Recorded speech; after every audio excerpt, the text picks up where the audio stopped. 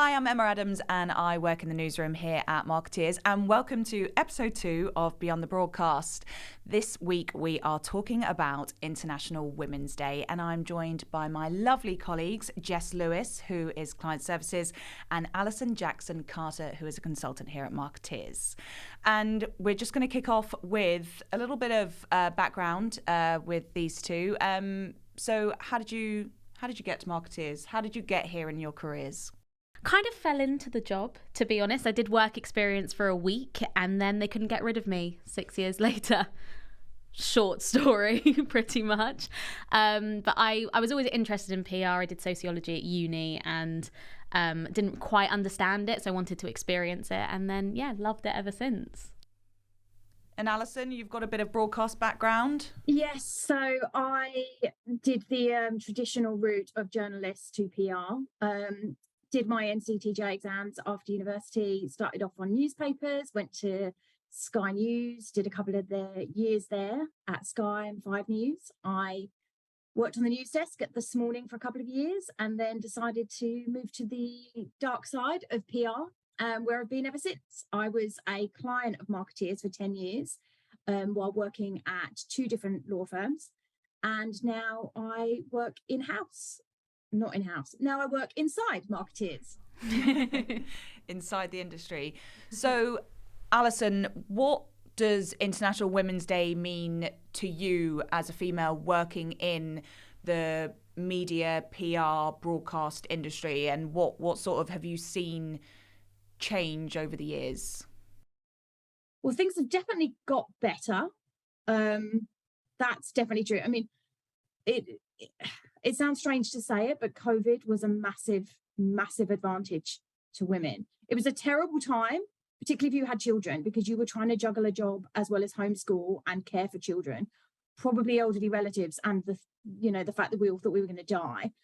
So that bit was quite traumatic. But the outcome of that was that employers realised that you weren't only productive if you were sitting at a desk for 9 hours a day. And I think the mindset changed. It was a huge shift from inputs to outputs. And that's all you can really ask for, I think, as a woman, is that you're working for a boss and you work in an industry that values results rather than how many hours you're at your desk looking at a screen. And that's been the most significant shift, I would say, during my time in PR as a woman. But International Women's Day itself, I mean, there's always a bit of negativity around the day. There's always the questions of when is International Men's Day, which is in November, by the way, if anyone listening is asking that question. But I think of it as just an opportunity to just celebrate all of the amazing women that are juggling so many things and adding value to a business in ways that are not traditionally recognised. And if you don't mind me asking, Alison, I mean, I don't know loads and loads of women that have kids that are working in PR, and it seems like such a daunting thing. Do you have sort of like a group of people that you rely on and lean on in terms of women who are also in PR who you can sort of take advice from and things like that? Because I don't even know where to necessarily start from that perspective. I wouldn't say that I've got a pool of women who are in PR necessarily, but I have a huge amount of working mum friends. And Nikki Marks, MD of Census Wide, and I have kind of tracked the same life trajectories, had children around the similar times. And so I struggle with the same struggles, how to get the job done whilst also sorting out 2 costumes for World Book Day, get the homework done and make sure they're practicing piano. So it's always nice to have people around you that understand. But I think generally everybody is kind of aware that people have lives outside of work now. And I love the fact that the younger generation coming through aren't like my generation. I think my generation, for some reason, we were just like slaves to work. We believed that our jobs were our lives. The first question everyone would ask is, what do you do? As if like your career defined you. And I think young people now don't see themselves defined by their careers. They value having a life outside work. And I think those are amazing assets that contribute to a much better workplace that is more family friendly. I think sometimes people think it's only mums that need part-time working and that want flexibility and want a work-life balance. And the best thing about marketeers is that that is not the case. We have dads that work part-time. We have people that don't have children that work part-time and want that flexibility. So it's almost like it's not just for mums. Like, that's the important thing to take away from this. Having an equal workplace and equity is not just about treating mums differently. It's about everybody being treated in a way that's fair. Yeah, I think, and you touched on it earlier with COVID sort of actually benefiting everyone. I think that it's really taught us that you don't need to be in front of a desk and things like that. And it just seems that whether it's part-time, flexible working, doing your own hours and things like that, no matter who you are, what you do and things, it's going in the right direction. And I think that's sort of all that you can ask for. And especially as a female as well. I mean, you know, obviously for International Women's Day, we need to celebrate women. But yeah, I think that we work in a great industry that it can only get better. And now we welcome Jemima Headey, who is a celebrity producer on Steph's Packed Lunch, which goes out on Channel 4 around lunchtime. Hello, nice to be here. Sorry, I'm not in the studio. So for International Women's Day, in, you know, the industry that we work in, you know, within media, there's obviously loads of different strains to the media and things. But why do you think it's so important, especially in this kind of industry, to have a day that does support, represent and show women off, basically? I think that it can be seen as a bit of a male-dominated industry still sometimes, particularly behind the camera. It's a lot of cameramen and sound men, and I think it's really important to show that TV in all its guises and all its roles can be really open to women as well. We're really lucky on Steph's Packed Lunch that it's headed up by a woman, and there's lots of great females working on the show. So I think that's important in this industry, to like make it really clear that it's open to everybody, and that men don't necessarily have to be doing all the technical roles, and women don't necessarily have to be doing the makeup. It's good to have a mix. For sure. Who's been your favourite, just sort of working in all the shows that you've worked on and things like that? What's been your favourite International Women's Day guest and storyline? I don't know if they were particularly pegged to International Women's Day when they came on, but next week we've got Christine McGuinness coming on International Women's Day, and she's been a really inspiring guest a couple of times for us. Initially talking about what it's like for her bringing up her children with autism, and then also talking about her diagnosis of autism later in life, because it's kind of a typical kind of story, in that we know a lot about how autism presents itself in men, but not in women. And that's been something I think that's really come to the fore in the last few years, is that it's the symptoms are very different in women. And it's really important in many aspects that we look at how things affect women as well as how they affect men. So she was really inspirational. And actually she's coming on next week to talk about a book that she's written about autism, because she couldn't find any books to read to her children about that. So she wrote her own, which is amazing. So just aside from the book that she's written and things, as a producer, what did you look out for? What was your focus for the format of, or, you know, the guests that you would have on for a day such as International Women's Day? So what was your sort of thought process of booking for that day? I think for International Women's Day, and generally for like days of recognition, it's just really important that the guests we have on have got a really strong personal story that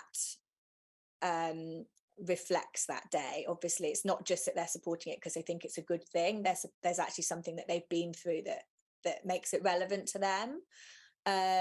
We also look for women who have done incredible things. I think this one coming up, we're going to have a small business market, which is one of our semi-regular strands, and we're going to be looking at not just women in business, because obviously you don't want to patronize women. Of course, women can run businesses, but women in business who are doing things that are going to support female-led charities or female-led issues. And then I think the other thing we'd probably look for is stories that haven't been told before. So something new, something that people haven't heard. That would be the ideal. Yeah, and Steph's show is quite different from other daytime shows and things, and I know that they love a bit of a I think a word that's been used before, a bit of a sexy guest, like something that's a bit more jazzy, and it's got, you know, a real life element to it, but it's also, you know, if it is a real life story that's a bit of a tragedy or a trauma, but it's got a really lovely fun ending to it and a nice outcome and things like that. And I feel like Steph is really good with being able to, you know, target loads of different groups of people and personalities and backgrounds and things like that, which I think is super important for, you know, something like International Women's Day. So who would you say would be the ultimate guest for International Women's Day? I mean, we'd love to get Dawn French in the studio. We've talked to her, we've had remote chats with her on the show. Steph is a big fan of French and Saunders. So we'd love to get Dawn French actually to Leeds. That would be amazing. We were talking about Deborah Meaden, actually, because she's never done the show.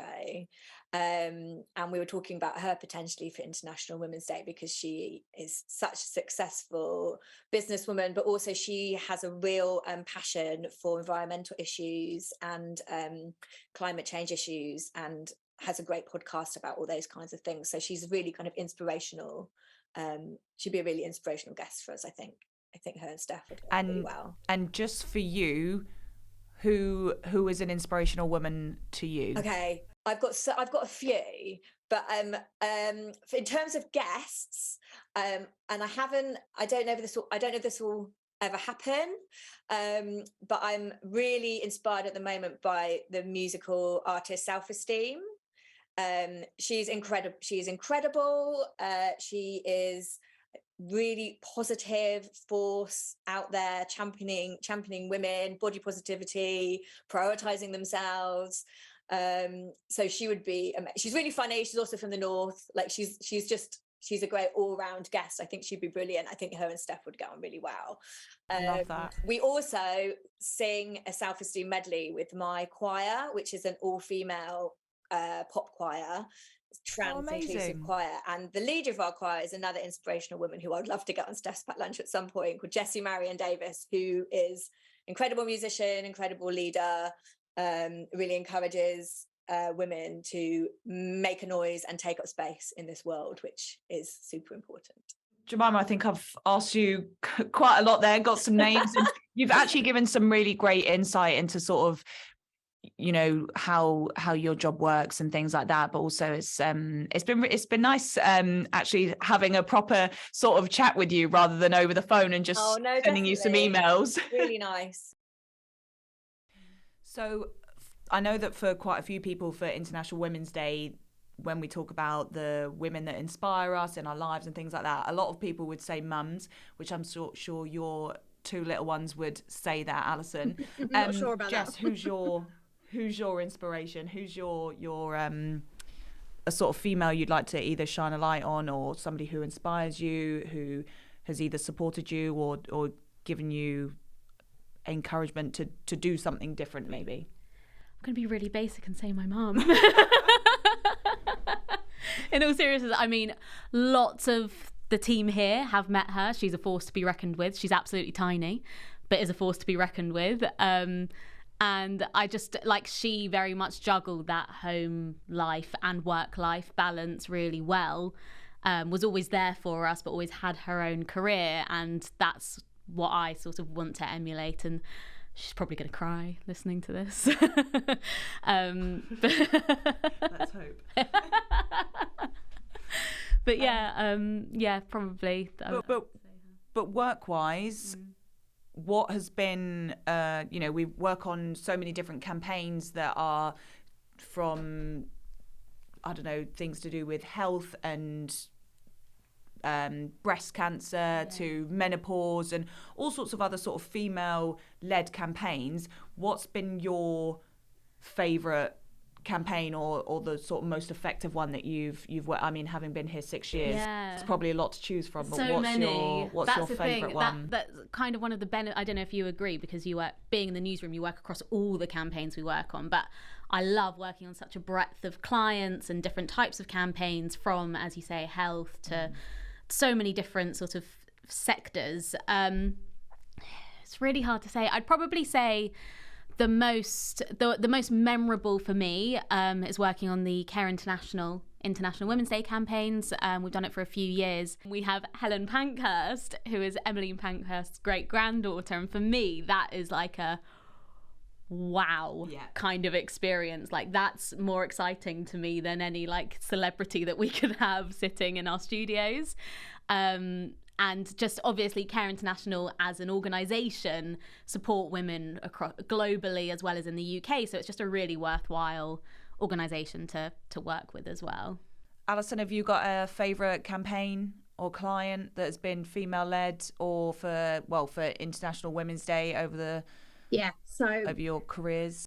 When I was a client of Markettiers, and I was working at a law firm, I worked with the employment law team, and we used to be trying to talk to them to think about what kind of trends have you noticed that we can do some PR and get some news value around. And they would always say to me that they were really, really busy all the time doing maternity discrimination. And at the time, I didn't have children, and I thought that was really odd, because I was like, oh, I've not really heard much about that. And they were like, yeah, it's because all of these women have to sign NDAs. Which are non-disclosure agreements, which mean they can't talk about their experiences. So we worked with Markettiers and Census Wide, and we did some research and insight where we polled mums about the discrimination they'd faced and how many had lost their jobs whilst being pregnant or shortly after having their children. And the results, basically, it was the first time anyone had actually done some research into finding out how prevalent the issue was. And this was 2013. So this was the first time that people were really starting to sit up and take notice. This was before Pregnant Then Screwed existed, which is an amazing charity which everyone should support. We've spoken about that a few times. Yeah, Jolie is amazing and doing amazing work for every single woman out there. And the campaign did really, really well. Markettiers gave us some great broadcast coverage. We got some great print. We did some public affairs work, and it was a campaign that we repeated year on year to just highlight the issue. And I don't know one woman that hasn't signed an NDA, whereas I know a lot of men that haven't heard of them. And I think I know loads of women that were made redundant and acted as if they were doing them a favor, like, hey, now you get to spend more time with your kids, right? Which is obviously not what any woman wants, is to lose their job. So that's the campaign I'm most proud of, because I think prior to 2013 this was an issue that no one spoke about, and the work that we did alongside Markettiers meant that it put that issue on the map for the very first time. So that is definitely the campaign I'm most proud about. What about you, Emma? I've really enjoyed some of the. It's not been an International Women's Day campaign, but just as a sort of female-led story, I have really enjoyed some of the ones that we've worked with where we've had Ashley James, and she's been very sort of outspoken about breastfeeding and things like that, and just she's a real advocate for women and being body positive and things like that, which I just think is always a great guest to have. Always helps having a name within a campaign to reach out to media with and things like that. But I mean, with days like International Women's Day, there's always a huge list of names that they're after, and it depends on what topic that they want to cover this year and what angle they want to go down, which is always great when we work on campaigns that all have different angles. What advice would you give to your younger self? Well, to other young people, I would say, like, the best thing I've done is choose my partner smartly and choose my boss well, because you need a supportive partner, husband, and you also need a supportive boss. If I was to go back in time, I would have been more compassionate to myself when I struggled with severe morning sickness with my second, and wouldn't have like forced myself into the office 5 days a week, which is something I regret, but did at the time because I was trying to pretend I wasn't pregnant for some reason, thought that other people wouldn't notice, and like it wasn't a big deal. And the other thing that I wish I had known when I was younger is that people aren't really looking or paying much attention to you. I think you think when you're younger that every mistake you make is everyone can see and everyone remembers, and it's just not true. So I wish that I'd have taken more risks and probably made more mistakes. And I also wish that I hadn't just thought I was fat the whole time and been on crazy diets as everyone was in the noughties. Yeah, I think generally there's so much to celebrate for women in terms of, you know, you can see everything's moving in the right direction, the right trajectory. There's more work to be done still, but it's definitely on the positive. And I mean, for me personally, I get to work with such lovely people every day, and so it's exciting.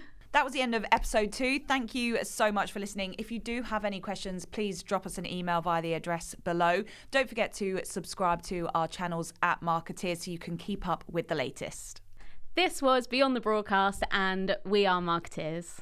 Beyond the Broadcast is brought to you by Markettiers, the UK's leading broadcast PR agency. We have almost 30 years' experience of producing market-leading, award-winning campaigns, generating local, regional, national and international coverage. That's on modern channels such as live streaming, mobile and social media, as well as traditional media such as TV and radio.